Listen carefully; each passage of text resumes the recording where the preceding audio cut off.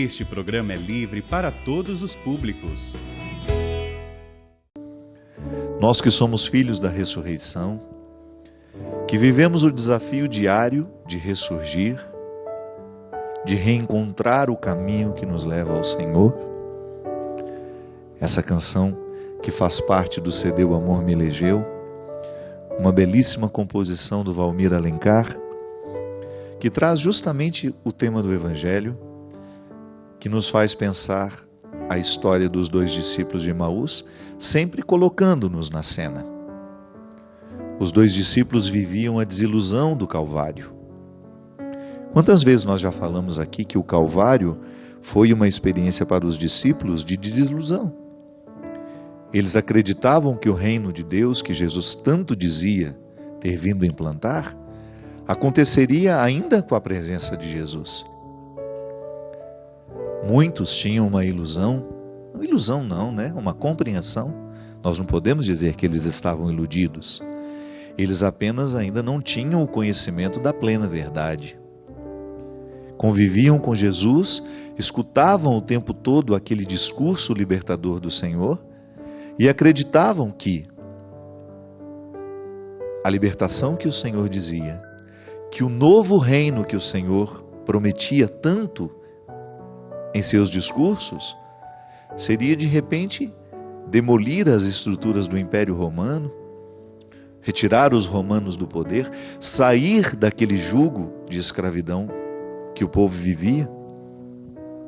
Então, certamente no coração de muitos que presenciaram o Calvário, havia uma desilusão. Tanto é que na continuidade dos acontecimentos após o Calvário, muitos discípulos voltaram aos seus antigos ofícios. Pedro voltou a pescar e levou com ele alguns. Um retomar da vida antiga porque as esperanças estavam de alguma forma fragilizadas. A experiência dos discípulos de Emaús é muito fecunda porque é um pouco do que nós experimentamos também. Eles estavam voltando para a sua terra, porque já não tinha mais sentido permanecer em Jerusalém. O mestre estava morto. Então, voltar para Emaús, fazer o caminho de volta, significa, dentro deste contexto, retomar o que era antigo.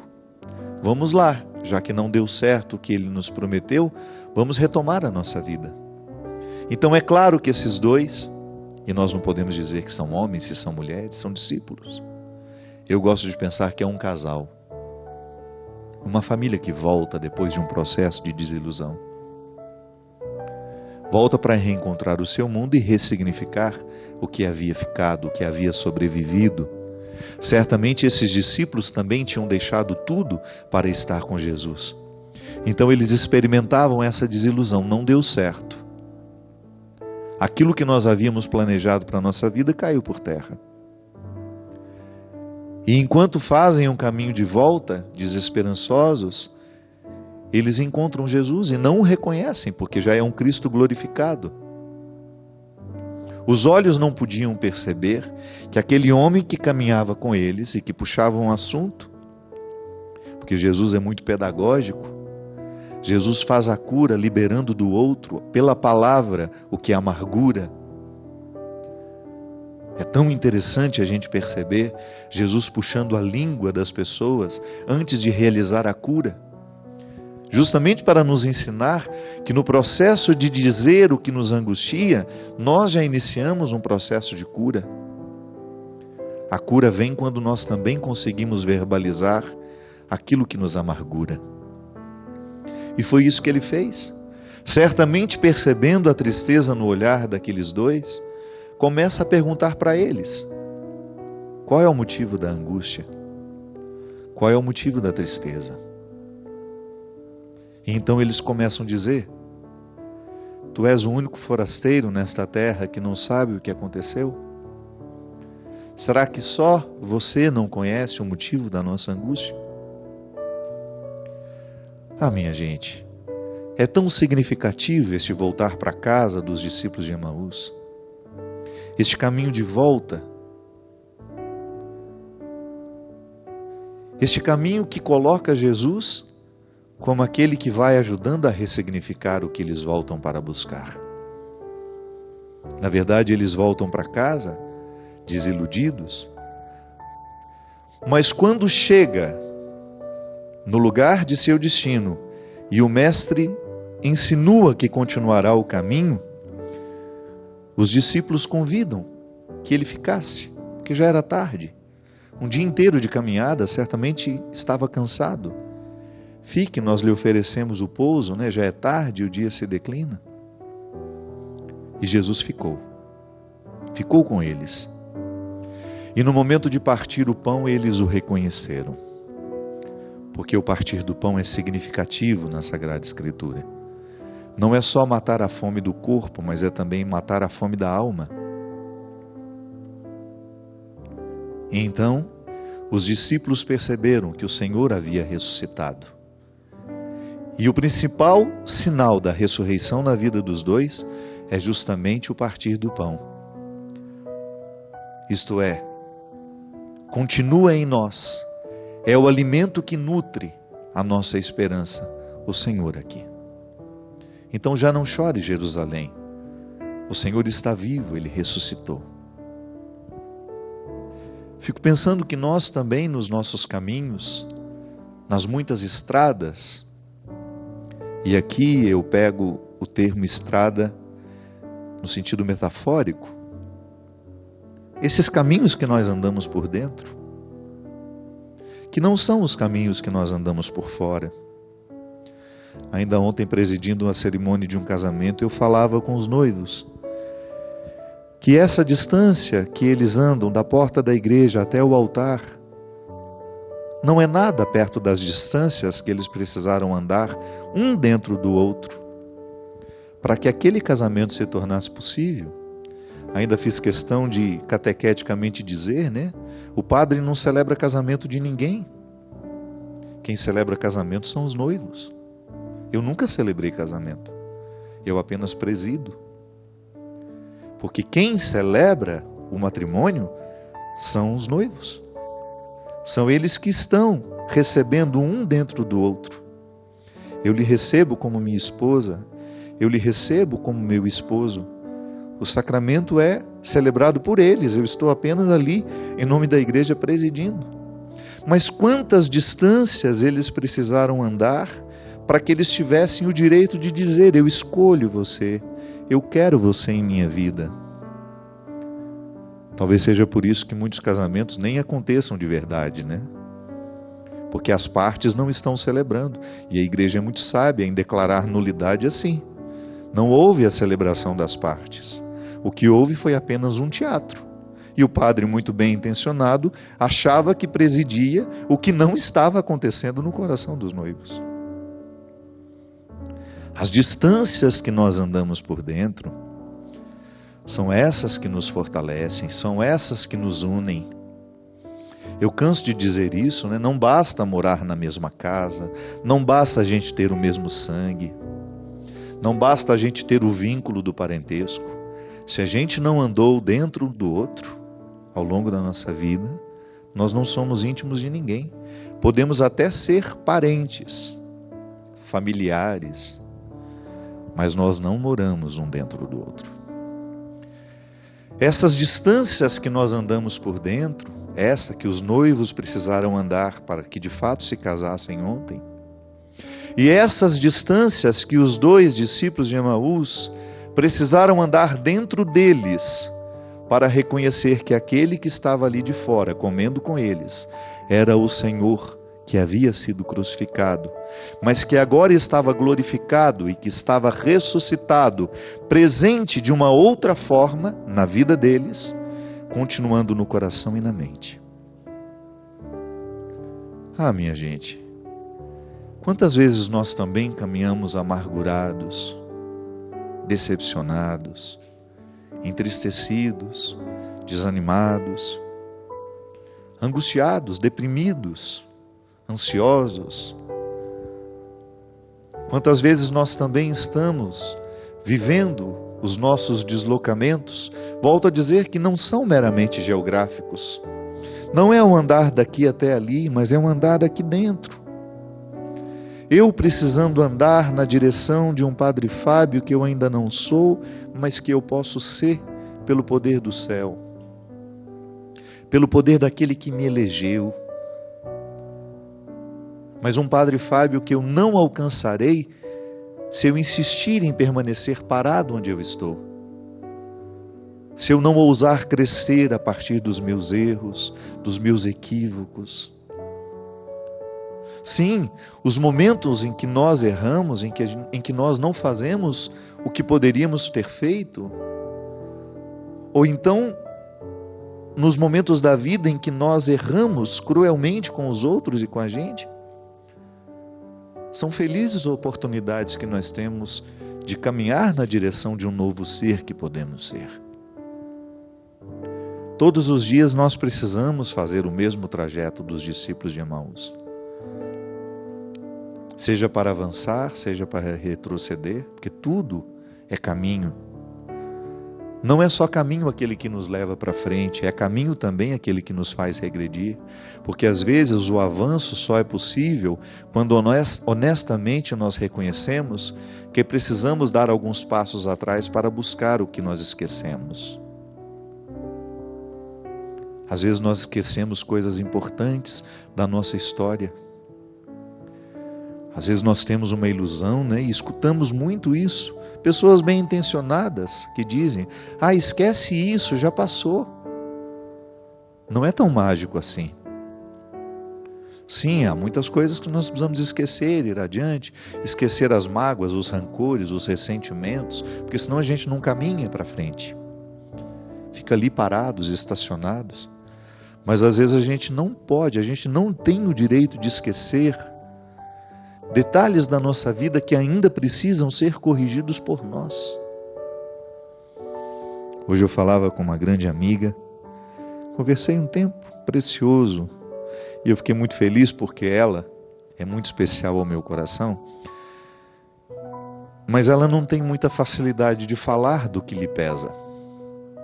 Ela tem uma facilidade de querer me ajudar nos meus problemas e nem sempre eu tenho oportunidade de ajudá-la nos problemas dela. E hoje, surpreendentemente, ela resolveu me dizer, falar das angústias, das ansiedades que envolvem um filho. E eu falava para ela justamente da necessidade que nós temos de viver os enfrentamentos.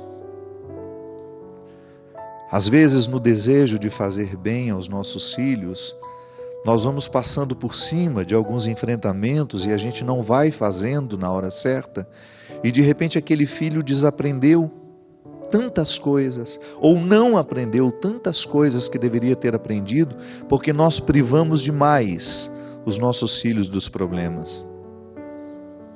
E depois aquilo se avoluma muito. E nós criamos um contexto em que aquele filho tem uma dificuldade imensa de lidar consigo. Por quê? Porque faltou o dar o passo atrás. O olhar com mais profundidade, a maneira como nós nos relacionamos. Sim, muita coisa precisa ser esquecida para a gente poder viver. Mas muita coisa também precisa ser lembrada e colocada na pauta da vida. Naquilo que tantas vezes nós já falamos aqui, os enfrentamentos que nos fazem crescer. Eu volto mais uma vez àquele episódio que eu disse para vocês da minha pregação aqui, em que eu usei de uma linguagem, fiz uma piadinha, que repercutiu negativamente no coração daqueles que creem diferente. Aquela piada que para mim não parecia ser ofensiva, ofendeu a muitos. Você acha que eu não quero crescer a partir do meu erro? É o meu enfrentamento pessoal, de estar diante de mim, de olhar para aquilo que eu faço de errado e reconhecer diante de mim mesmo que há muitas coisas na minha linguagem que precisam ser corrigidas. Minha gente, os nossos enfrentamentos familiares, se eles não acontecerem, nós não avançamos como família. Enfrentamento é aquela oportunidade que você tem de calmamente dizer ao outro o que ele precisa ouvir, por mais duro que seja. Sem enfrentamento não há crescimento. Se você não formaliza uma conversa, ela pode ser amorosa. O conteúdo muito duro, ele precisa ganhar o formato do amor, porque senão ele vai soar muito difícil nos ouvidos dos outros. Então essa oportunidade que você tem de retomar a sua autoridade como mãe, como pai, e dizer: meu filho, isso aqui não é um hotel, isso aqui não é um lugar em que você entra e sai sem comprometer-se, isso aqui é um lar. E um lar de verdade, em um lar de verdade, as pessoas precisam se encontrar. Nós precisamos saber uns dos outros. Nós precisamos, sim, dar satisfações da vida que nós vivemos. Eu não quero dar satisfações nenhuma da minha vida. Então pegue as suas coisas e vá viver com os seus recursos. Vá fazer da maneira como você acha melhor, mas pagando as suas contas. Porque enquanto nós formos um grupo de pessoas que se amam, um grupo de pessoas que está aqui para viver uma comunhão. Sim, nós devemos satisfações uns aos outros, sim. Seria muita irresponsabilidade da nossa parte a gente começar a liberar os nossos filhos para que eles vivam como eles querem debaixo do nosso teto, porque nós estamos pecando contra a autoridade. Padre, mas ele já é maior de idade, mas está sob o seu teto. E este estar sob o mesmo teto precisa nos comprometer. Senão as pessoas não amadurecem e elas vão começar a pensar que o mundo todo vai ser igual à casa dele. Um lugar onde não se precisa dar satisfações. Dar satisfações, minha gente, é uma forma muito saudável de comprometer-se com o seu crescimento pessoal. Sim, na vida nós temos que dar muitas satisfações. Na vida nós damos muitas satisfações, sim, porque faz parte da correspondência amorosa.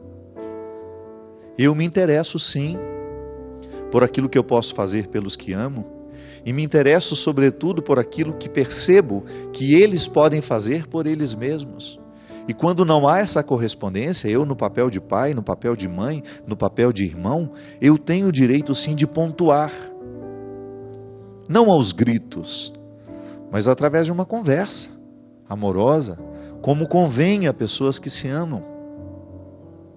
Nós não podemos entender pessoas que vivam dentro da mesma casa sem que o diálogo esteja estabelecido. E era justamente esse o sofrimento da minha amiga.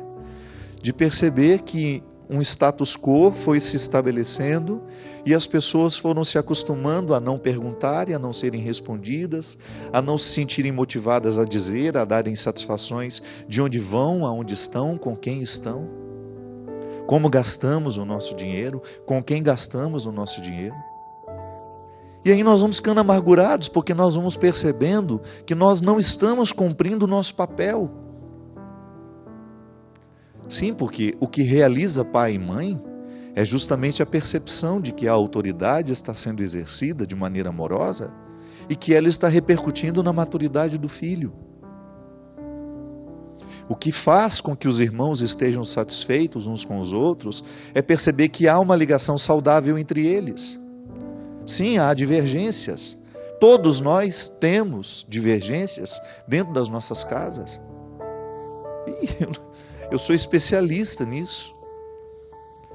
Mas pelo amor de Deus, quando nós estamos sob o mesmo teto, dividindo o mesmo pão como esses discípulos, e a gente deixa de se reconhecer, alguma coisa está muito errada. Então esse status quo que foi se estabelecendo, ele acaba sendo muito nocivo à convivência.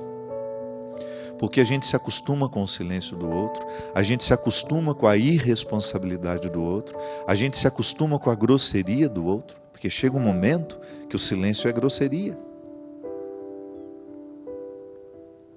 Eu não dar satisfações àqueles que eu amo, da vida que eu vivo, é uma forma estranha de ser grosseiro, de não corresponder ao amor que recebo.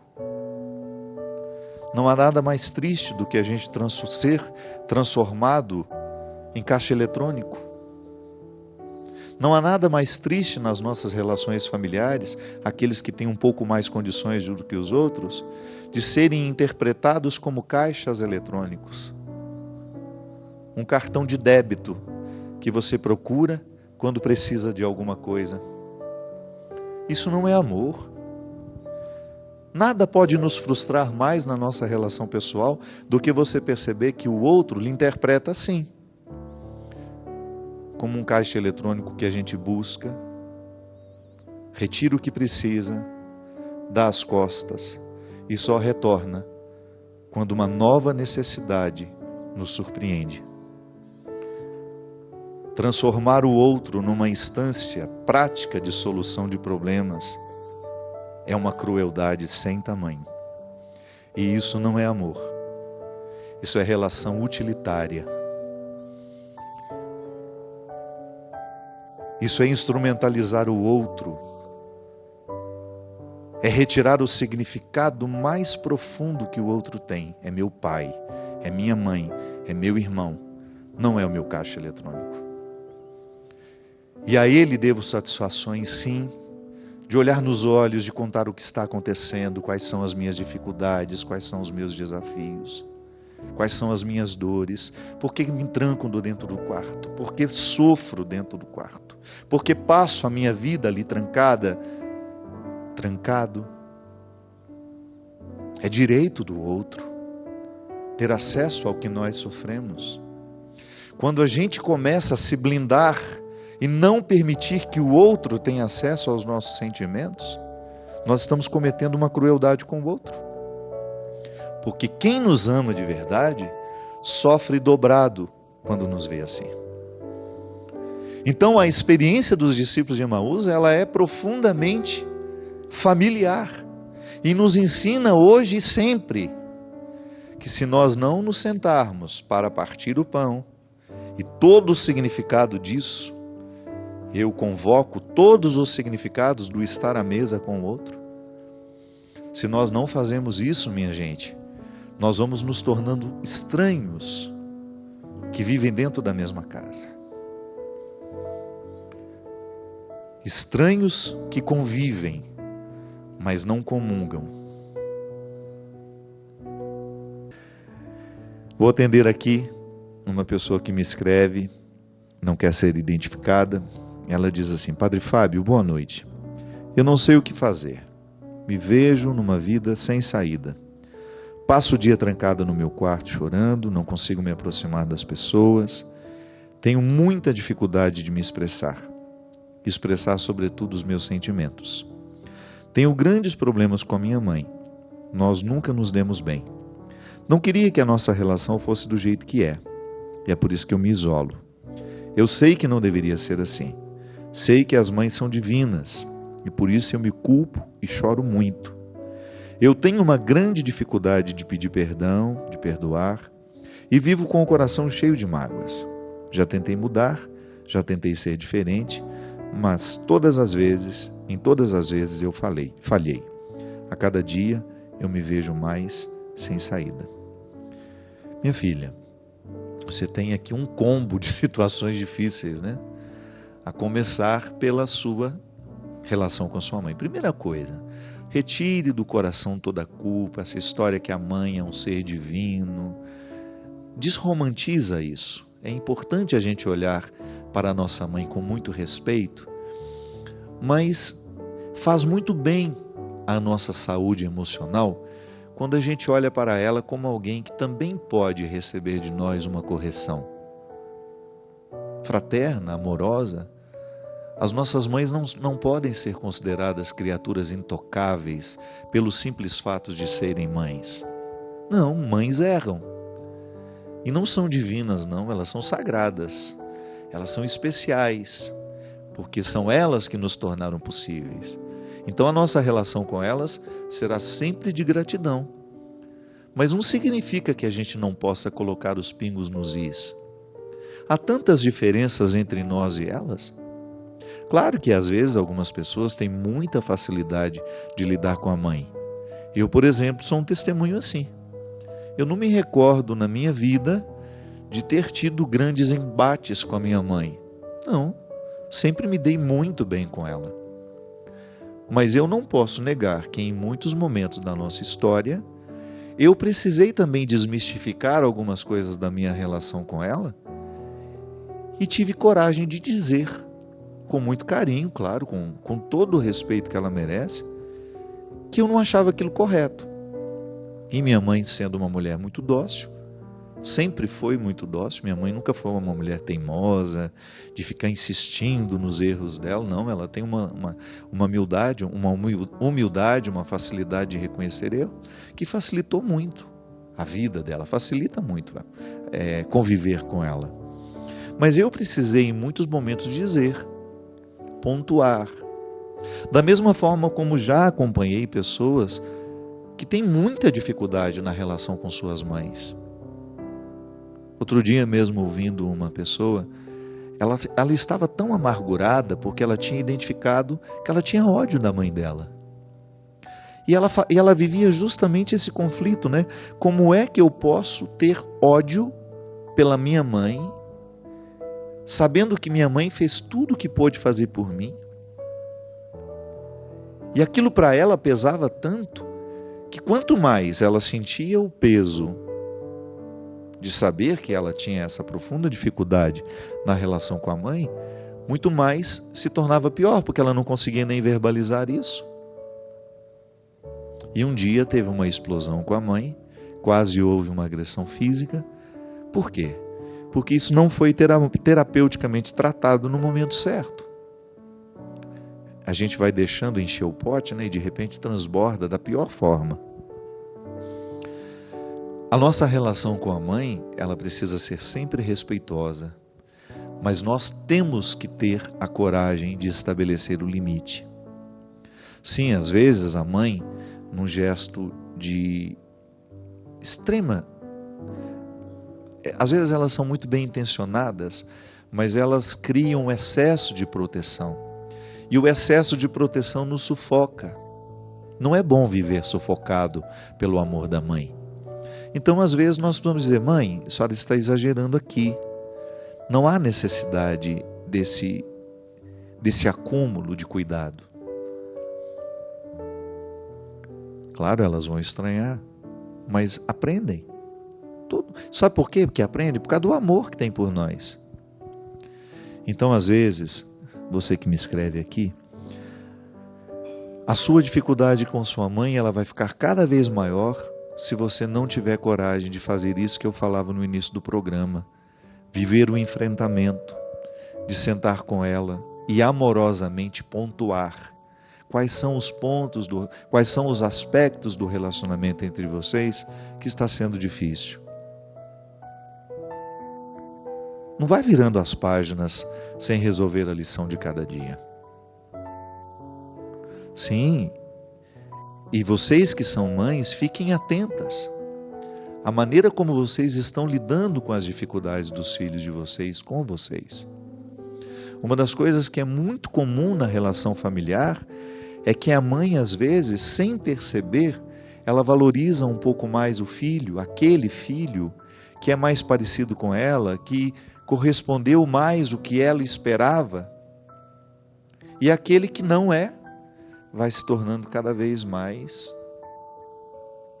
vai ficando cada vez mais de lado, vai ficando mais alheio, vai sendo colocado naturalmente naquele posto. Ele é muito difícil.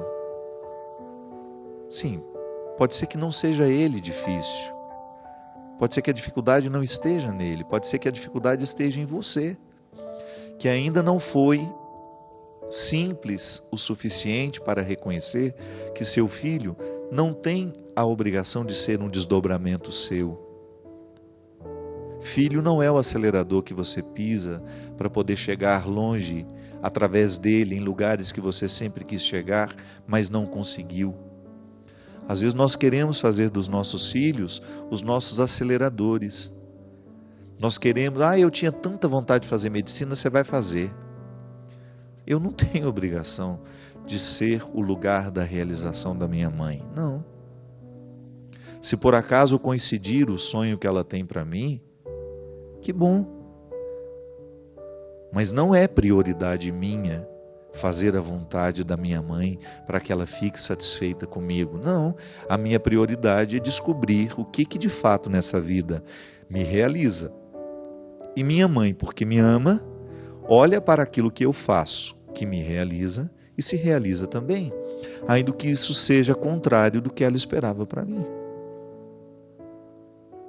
Há mães que resolvem e escolhem ficar inimigas de seus filhos porque eles não correspondem ao que elas esperam.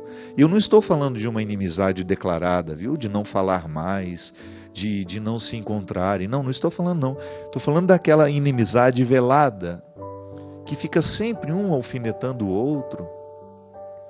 Na reunião de almoço, de família, na reunião de festa, que geralmente quando a gente se encontra para comemorar alguma coisa, fica aquela troca de agulhas tão desagradável e que expressa justamente a falta de diálogo ou a falta de entendimento que aquele filho não é você. Ele é seu filho, mas ele não é você, ele não é uma continuidade sua. Então o amor de mãe, ele é muito difícil, ele é maravilhoso porque é Ele que nos proporciona a vida, mas depois, se não há a maturidade de permitir que essa cria evolua para ser quem ela pode ser, esse amor de apego é muito prejudicial. Eu não sei, minha filha, qual é a grande dificuldade que você tem com sua mãe? A maneira como você descreve é muito genérica, você não diz, você apenas diz que tem muitas dificuldades com ela. Tente clarear para você quais são essas dificuldades, onde é que está a origem dessas dificuldades. Foi Jesus quem disse: conhecereis a verdade e a verdade vos libertará. Nós precisamos mergulhar nos nossos sentimentos, às vezes confusos, turvos. Nós precisamos nos aproximar desse sentimento para que a gente tenha oportunidade de conhecê-lo. Conhecendo os seus sentimentos, você terá a oportunidade de interferir. E a sua interferência provoca liberdade. Quantas vezes também, quantos casos eu também acompanhei de mães que tinham muitas dificuldades com aquele filho, ou mães que tinham dificuldade com aquela filha, e que depois desse enfrentamento amoroso, solidário, quando as peças são colocadas em seus devidos lugares, elas continuam tendo diferenças, mas elas seguem mais harmoniosamente. E isso é libertador, quando você consegue estabelecer com o outro uma relação de respeito, de solidariedade, de fidelidade e, ao mesmo tempo, de muita liberdade.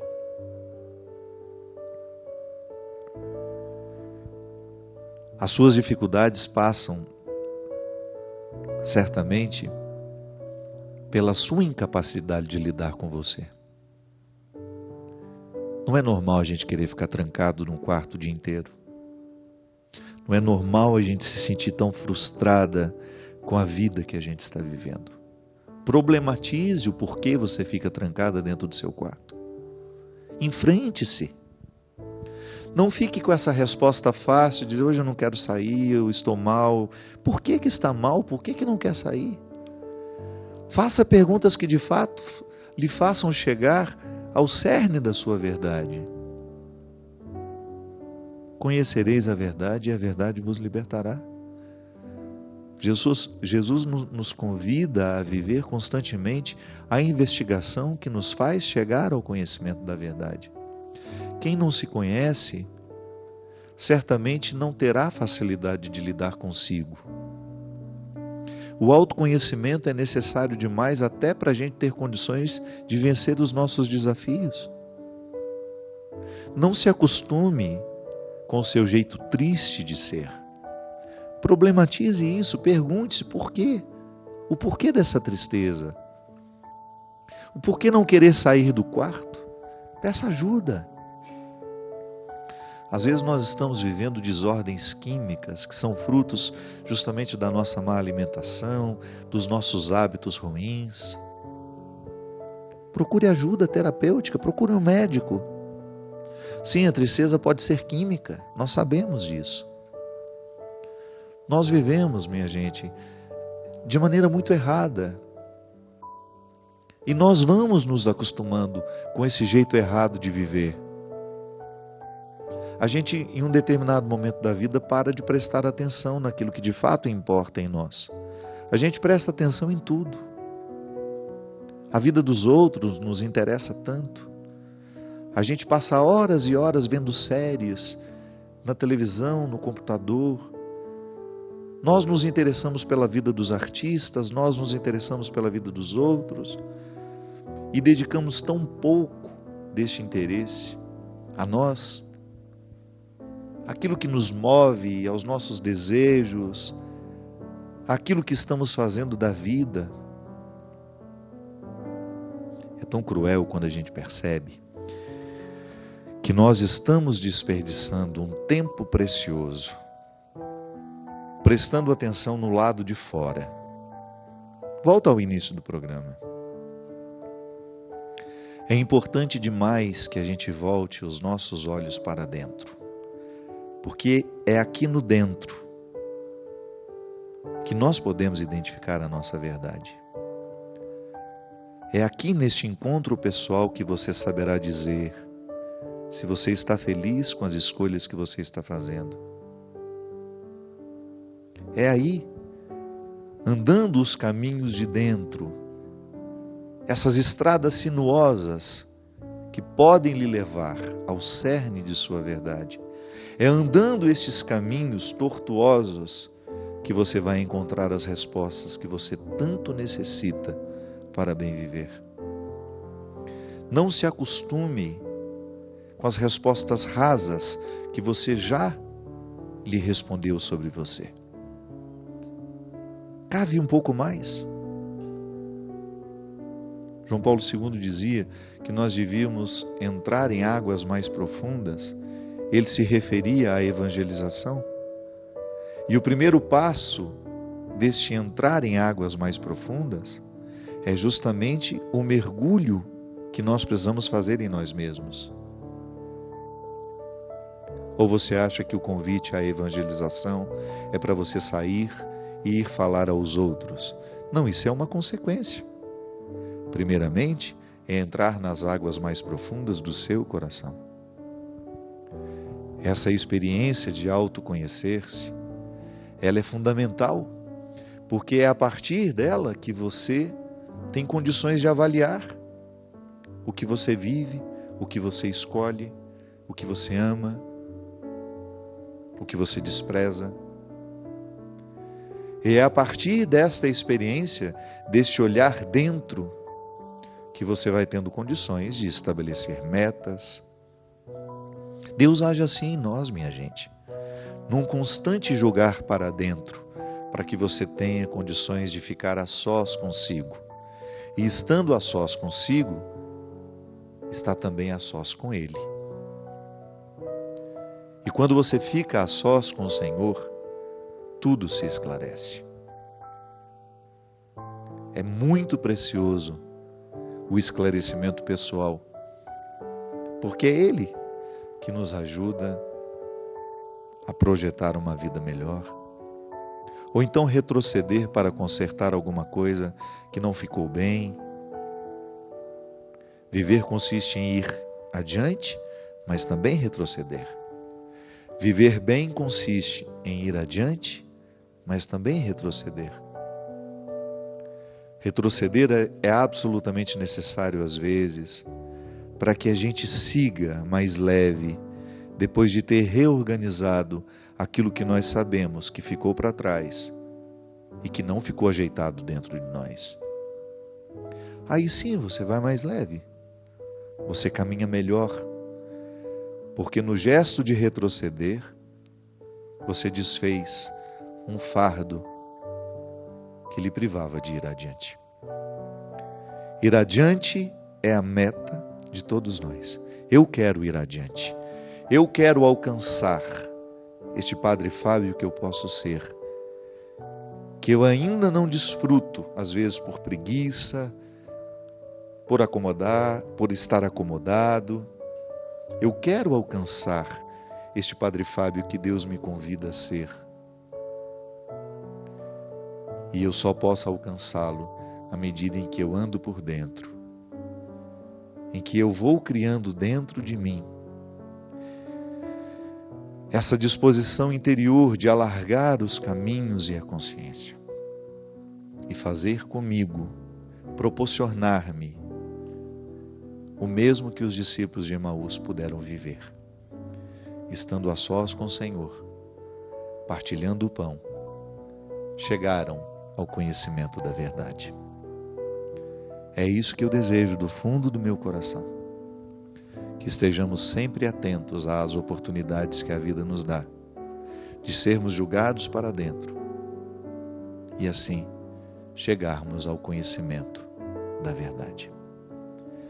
Derrame sobre nós a bênção e a proteção do céu, do Deus Todo-Poderoso, Ele que é Pai, Filho e Espírito Santo.